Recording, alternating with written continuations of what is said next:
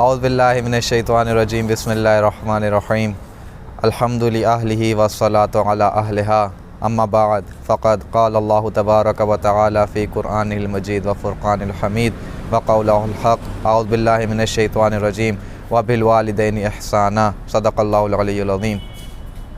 اللہ تعالیٰ نے انسان کو صرف دو ذریعوں سے پیدا کیا، ایک ذریعہ اس کا باپ اور دوسرا ذریعہ اس کی ماں ہے، لیکن اس میں جو سب سے بڑی فضیلت حاصل ہے وہ ماں کو فضیلت حاصل ہے۔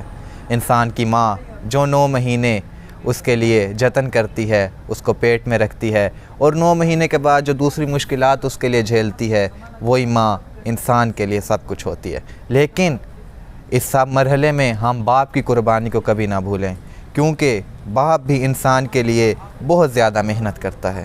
باپ وہ پل ہے جس پر انسان چل کر کامیابی کی بلندی پر چڑھتا ہے، کیونکہ ماں تو آنسوؤں کے ذریعے ظاہر کر دیتی ہے کہ میرے بیٹا یہ بات ہے، لیکن باپ روتا نہیں ہے، بلکہ باپ کے دل میں ہی باتیں رہ جاتی ہیں۔ اور جتنا پیار باپ اپنی اولاد سے کرتا ہے وہ کوئی بھی نہیں کر سکتا، کیونکہ باپ اپنی محبت ظاہر نہیں کرتا۔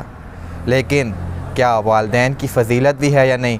تو ہم ائمہ کی احادیث کی روشنی میں دیکھتے ہیں کہ ماں باپ کی فضیلت بہت زیادہ ہے۔ ایک دفعہ رسول خدا کے پاس ایک شخص آیا اور کہا کہ اے رسول اللہ، میرے پر سب سے زیادہ حق کس کا ہے؟ تو رسول خدا صلی اللہ علیہ وآلہ وسلم نے کہا تیری ماں کا۔ پھر اس نے پوچھا کس کا حق ہے؟ کہا تیری ماں کا۔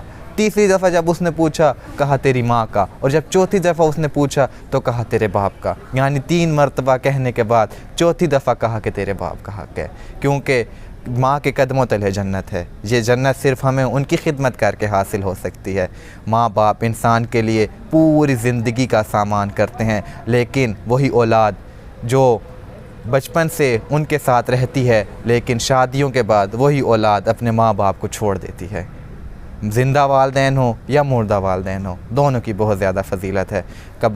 آیت اللہ سستانی کے جس طرح توضیح المسائل میں ملتا ہے کہ اپنے ماں باپ کی قبروں پر جایا کرو اور ادھر جا کے اپنی دعاؤں کی قبولیت کروایا کرو، کیونکہ ماں باپ زندہ ہوں یا مردہ، ان کی دعاؤں کے ذریعے ہی ہماری کیا ہے کہ زندگی کامیاب و کامران ہے۔ جب حضرت موسیٰ علیہ السلام کی والدہ کا انتقال ہوا تو ان کے پاؤں میں ہلکا سا جھٹکا آیا، تو کہا اے بار خدا، یہ میرے ساتھ کیا ہوئے؟ آج تک تو میرے ساتھ ایسا نہیں ہوا۔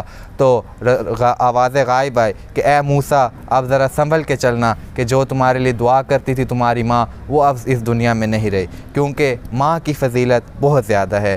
ماں ہی انسان کو بچپن سے لے کے جوانی تک اور جوانی سے لے کے بڑھاپے تک کا سہارا ہوتی ہے، اور اگر یہی ماں انسان کے درمیان نہ رہے تو انسان کے لیے بہت زیادہ مشکلات ہو جاتی ہیں۔ اور جس طرح قرآن مجید میں بھی بہت دفعہ کہا گیا ہے وَبِالْوَالِدَيْنِ احسانا، والدین کے ساتھ احسان کرو، اور ایک جگہ اور ملتا ہے کہ ان کو اف تک بھی نہ کہو۔ تو امام جعفر صادق علیہ السلام اس کی فضیلت اس کی تفسیر میں کہتے ہیں کہ مولا سے پوچھا گیا کہ اے مولا، اس اف کا کیا مطلب ہے؟ تو مولا نے کہا کہ اے انسان، اگر اف سے بھی کوئی چھوٹا لفظ ہوتا تو اس سے بھی اللہ تعالیٰ معاف کر دیتا، کہ والدین کو چھوٹے سے چھوٹا لفظ بھی نہ کہا جائے، کیونکہ والدین انسان کے اوپر تمام تر حق رکھتے ہیں۔ اور اللہ تعالیٰ ہمیں ان اولادوں میں سے قرار دے کہ جو والدین کی خدمت کرتے ہیں اور والدین کے لیے اپنی زندگی صرف کر دیتے ہیں۔